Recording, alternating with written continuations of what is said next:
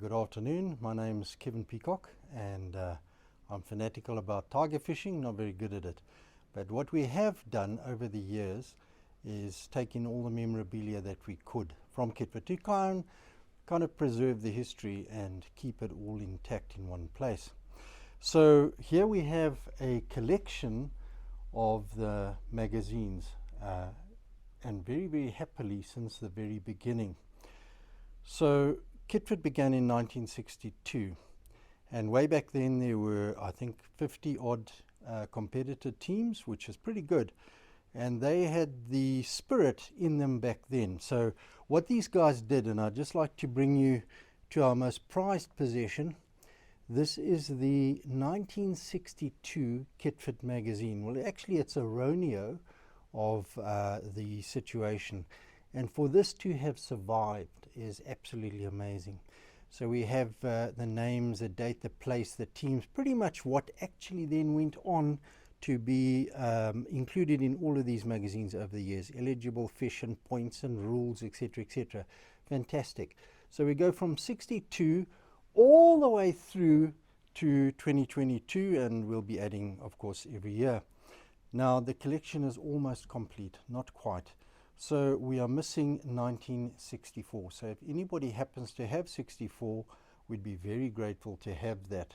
And then we have one other peculiarity. Over the years, when there were difficulties, like when we had hyperinflation and so on, they still had the presence to keep it up. So the 2006 one was actually a newspaper. Here it is. And again, thankfully, this was preserved. 2006. 2007 we can't find. So again, if anybody has 2007, please let us know. It may also have been a newspaper. But what is in here, what's really important about this is that this is the history of the people who partook in this. We've got the Swarts, we've got all the different families, we've got Gideons, the Bernardis, and everybody who were in this as families. And a couple of years ago, I went along with my 4 daughters. They formed a team, ladies team, all 4 of them, and to the best of my knowledge, that is the only time that has ever been done. They actually pitch up in one of these magazines as well, and they won the ladies prize because they're the only ladies there. But nevertheless, okay, so that's what we have, and thanks to Aunt Williams, who was a very big part of keeping this together. We both had various parts of it, and this collection is now in safekeeping in a vault here in my house, which is fireproof. So if you do feel that you can donate towards it, it is simply in safekeeping. It doesn't belong to me, it belongs to us, and it is fireproof, so we will not lose this. So that's the magazine so far.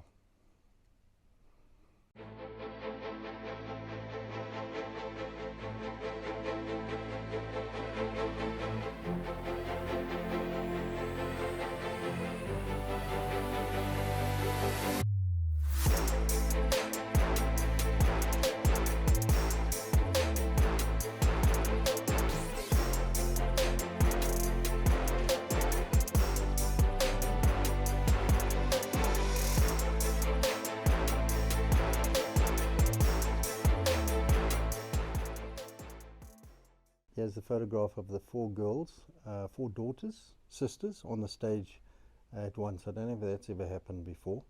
And they got a prize. The dad only made it very much later in life. I think this is, no, it's not the dad, but the dad made it later in life and has only ever come 12th.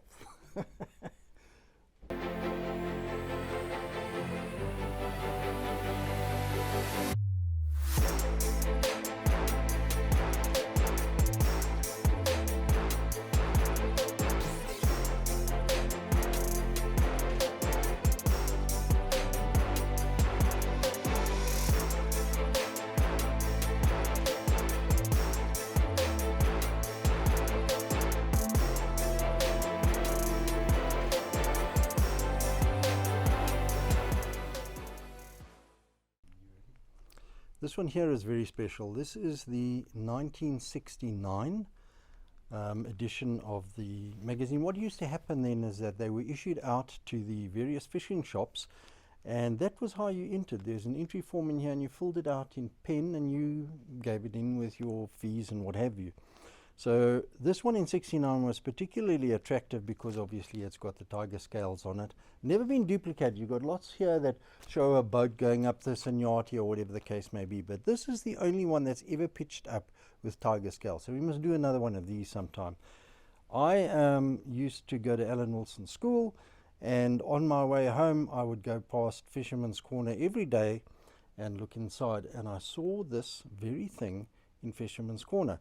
So pre my time at KITFT, but you know, dreams are made by going in, and I got this thing and I wrote notes on the back of it here about what I was going to do with this thing and signed it for some reason. But it only came to fruition for me in 1990. That was our first year, and I have been going every year since. Actually, I think we missed 91, but 1990 right through to the present day, 33 of these tournaments. And it has been an absolute pleasure to see the evolution. And we've got to the point now where we're catch and release. This thing is starting to really hum. And it's come to the point now where you can take a family along. So your sons and so on can also come. In the early days it was pretty rough, let me tell you what. You wouldn't want your sons and your wife to go there. But nowadays that isn't the case.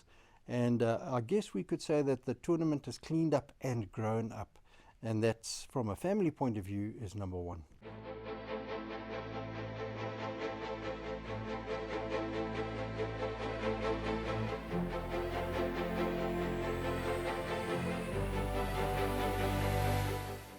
Okay, the second part of the collection is the shields, and it happened that every year you received a shield for participating in the competition, and in later years they were delineated as competitor and captain shields.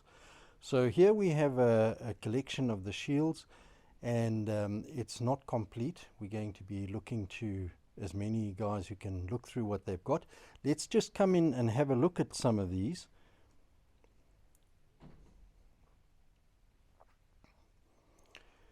So the greatest stroke of luck, providence, divine providence, is that we got nearly all of the 1960s ones. These things like hen's teeth, and in those days it was, maybe it was meant to be a cigarette ashtray thing, and they were in this format here, and we are missing 65. So if anybody has that, that would be nice. And they go up to 69, and then that picks up as 70 on this format. So whether there was a 70 in the dishes or not, we don't know. But from here we have 72, and we're missing 70 and 71 in that era here. What's interesting about the shields is that they came out in various formats. Now, why this would have happened, we don't know. We speculate that it's because some of them were sponsor reward shields, like this one here, which is also 64. Wood is BP, and here's the 64 handout to the competitors. So, and there's others that pitch up with, there'll be a shield in two forms for no reason. It's not a competitor shield and a sponsor shield, but there will have been two of them. Now, why that would have happened, we don't know. We can only speculate that way back then there were two crowds sort of like running things. Okay, so to run through what we are missing, we're missing 70, 71, we're missing 65 over here, we're missing all the 80s, the early 80s, and including, we start here with 86, we're missing 87. From then on, once we've got 86, 87, we get up to 89, 90 onwards is complete. We have everything. Now, you may or may not know that last year there was not a shield, just financial difficulties, but we've managed to get those done in retrospect. So fortunately that's now complete, and in every single year going forward, I'm hoping that KITFT will produce these. So that's the shield story.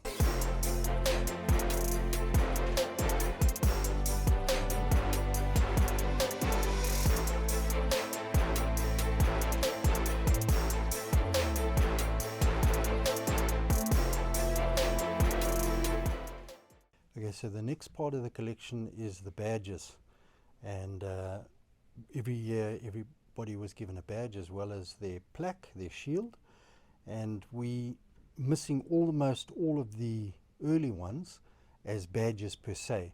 But fortunately, Reuters made these anniversary presentation plaques on leather backing, and that takes us from 62 to 86. Now they are actually the badges that there's no difference. They are the badges, so we're very happy to have those in the collection.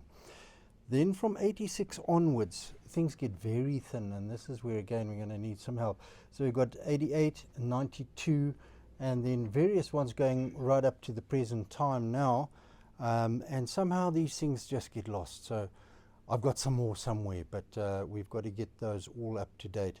And note there, some of these things are truly, truly beautiful. So you've got the one from the 50th, and it was just like a work of art. It looks like it's done enameled, and a fabulous piece. And all of these are actually very, very good quality. So a lot of care has gone into this KITFT thing in years past. And to give you some idea of how extensive that was, for participation, I think we have, this is a 10-year pin. There was, I think, a 5, a 10, a 20, and a 30-year pin. There may have been more, but these were also given out over the years, and that seems to have got lost. Maybe we can get that to happen again. But beautifully made again. This is with some kind of epoxy coating. Then also the tags that you receive every day, you're going out. Look at the care that went into this. Here's your tag with your number on it, and it could have just been a tag with a number on it, but look at this. It's got the KITFT. It's been pressed, it's been beautifully painted, and in some years these things were even done with the enameling. So fantastic quality, care to attention to detail, and we've got some of those, but we don't have very many of them. So all of this needs to come into the collection to make it complete.